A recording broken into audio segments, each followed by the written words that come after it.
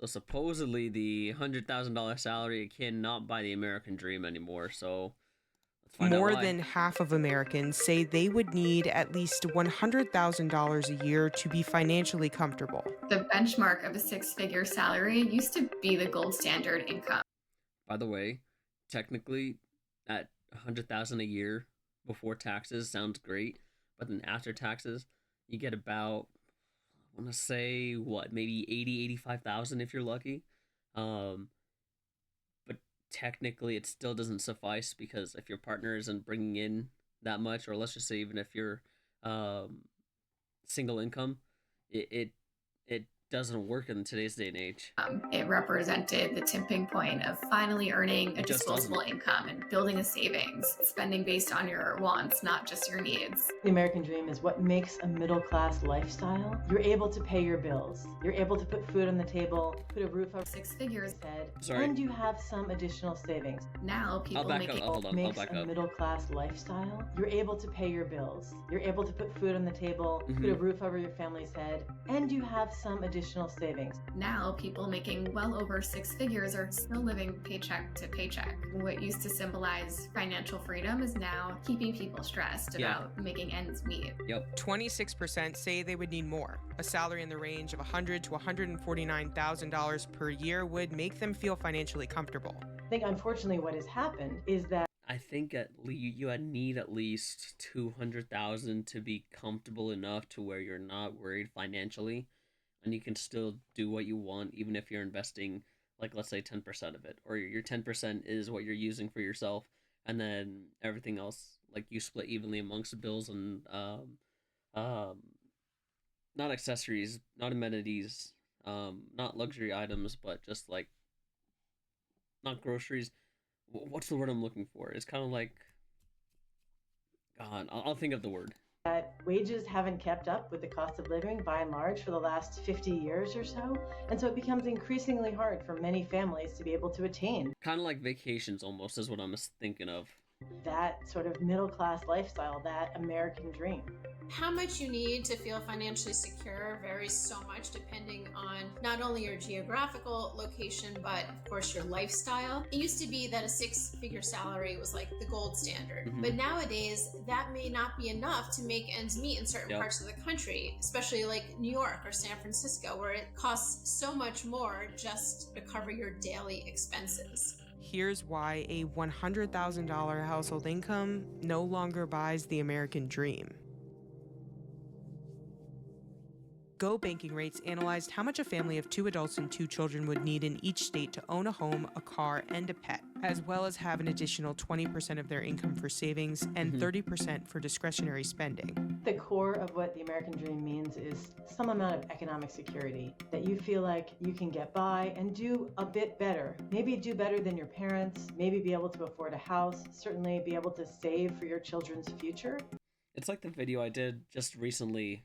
It was a little further back, and it was like the American Dream. It was something the American Dream. If you haven't watched it, go watch it. It's on my channel. But that takes a play into this. Honestly, it does. All 50 states require more than a $100,000 annual income, with 38 states needing more than $140,000. The most affordable states, Mississippi, Arkansas, and Kentucky, need between $109,000 and $117,000. Wow. The median income for a household of 4 people in each of those states in 2022 was between $71,000 and $87,000. Hawaii, California, and Massachusetts are the most expensive. Each requires an annual income of more than $240,000. Hawaii and California. I mean, California's always been expensive. Hawaii, I can understand because everything comes off the mainland, right? They're just the island, so that I can understand. But Massachusetts, really?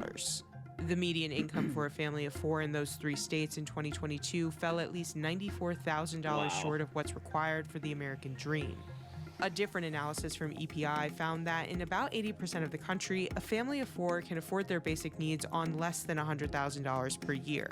Those include things such as housing, food, transportation, healthcare, childcare, taxes, and a few other basic necessities. So the American dream is dead. Say it. Just the It American dream doesn't is take dead. into account anything extra. It's really just putting food on the table, putting a roof over your head, getting health care for your family.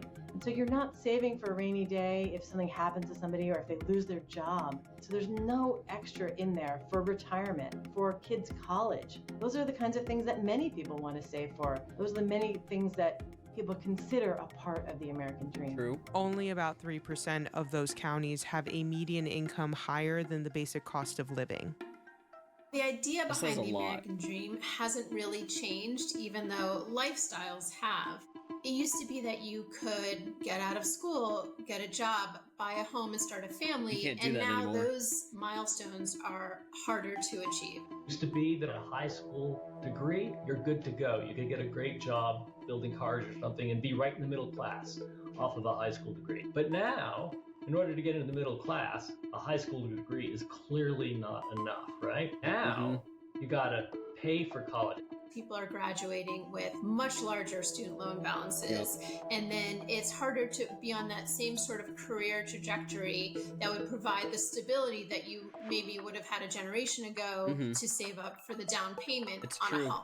Student loan debt reached an all-time high of $1.77 trillion in the first quarter of 2023.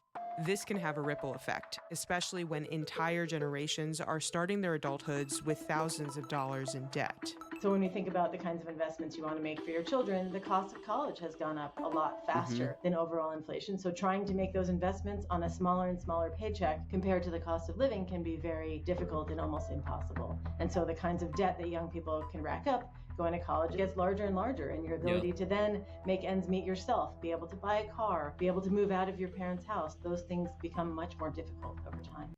I think staying at home with your parents is definitely underrated. Right? You shouldn't get shamed if you're still living at home.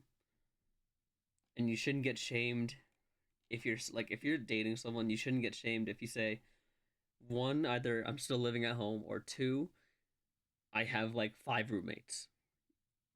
Those two should not get shamed. College price, I think if you're doing online school, that price should be dropped heavily. So if you're like, let's say, what, 20,000 for 4 years, right? Example. So what is that? Almost 5,000. It is 5,000 a year, right? Okay, so let's say what, 80,000 then? 80,000 for 4 years, which is 20,000 a year. If you're doing at home online school, that should be cut like dramatically. It should be cut down to the ground.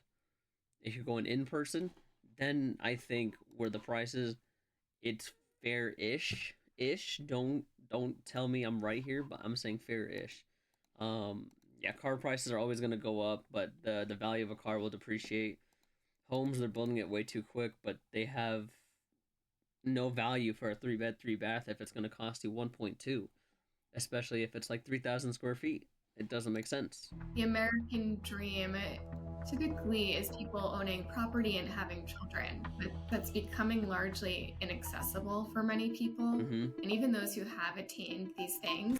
Groceries as well. I understand how that entire system works, but there has to be something where the cost can go down. They're finding themselves managing every dollar coming in and out just to stay afloat. So that trade-off is underlying the new cost of the American dream. Millennials and Gen Zers still want to buy homes despite feeling like they can't afford it. 62% of younger millennials and 63% of Gen Zers still say owning a home is part of the American dream. I would like to at some point, but it's 66% of not U.S. renters possible. surveyed say rising prices leave them feeling hopeless about ever owning a home. 72% of respondents say they can't afford the down payment. 17% of all home buyers said that saving for the down payment was the most difficult task in the buying process. For sure. And 52% said student loan debt delayed their ability to save. I can believe it. The typical first-time home buyer in 2022 had a household income of $95,900. And like the cost of living compared to your actual living is stupid dumb. Like you can't live in today's day and age. You just can't. Nationally, a prospective homebuyer would need a nearly $110,000 salary to afford the principal, interest, taxes, and insurance payments on a median price home. Ridiculous. But the median household income in the United States in 2022 was a little under $75,000. If you're born into a nice neighborhood in which your parents have lots of wealth and lots of income, your chances of doing well are vastly improved. True. And part of that's home ownership. Collectively, Americans owe $1.13 trillion on their credit cards. Inflation, it's eroding people's purchasing power. It's reducing their ability to save for their future or invest in these long-term goals. So that loss of financial stability can create a sense of powerlessness and insecurity and contribute to feelings of uncertainty and vulnerability. It can really impact people's self-esteem, their resilience, their overall psychological health. Economists have suggested that debt growth became a substitution for income growth. More than a quarter of Americans said. Let's say the growth to income ratio or the debt to income, let's say income was here at some point and debt was here at some point. Then they were doing this, it was equal. Then all of a sudden it did that. So now your income is here and your debt is here. Meaning your cost of living is below par. You can't afford it. That they are doom spending or spending money despite economic concerns. Exactly. You can't. There's also this idea that young adults are feeling more discouraged in their own financial stand. Well, on that part, even though I'm not spending a whole lot, I maybe spend $200 a month. And that's just, I think, I'll tell you honestly, I think that's total of just subscriptions to Spotify, Amazon Prime, Max, Hulu, what else? Those kind of things. I think close to $100 a month without bundles, right? If just solely on each of their own.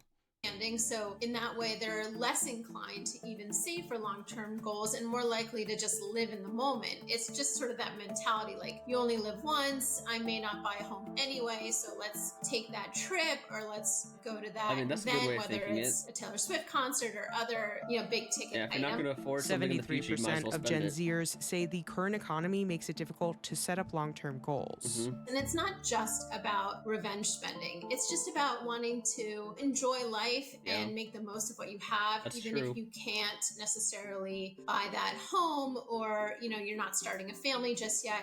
And the one other thing that makes it so difficult is when the older generation, not our parents, but not even our grandparents, but other people's grandparents or older folks, and I'm not getting on their case, but they're like, oh, you can't buy a house? I bought mine for this much. Yeah, when it was dirt cheap and you could actually afford it. Today's day and age, it's not worth buying right now. And you really want to, feel good about yourself in the moment. People are indulging to the extreme, and I think we often buy because we think that it's gonna change our life or it's gonna give us this emotion that we feel like we're missing, and it's like an endless trail of spending and constantly gonna make us feel empty because we're externalizing something that we need to give to ourselves. I think that's a big issue with consumerism, and it's running rampant. Social media has changed the conversation so much because there's just been this abundance of the ability to see these glamorous, glorified lifestyles. It's not only celebrities that are presenting themselves this way, but even your own peers, which makes a lot of people feel like they're just not measuring up.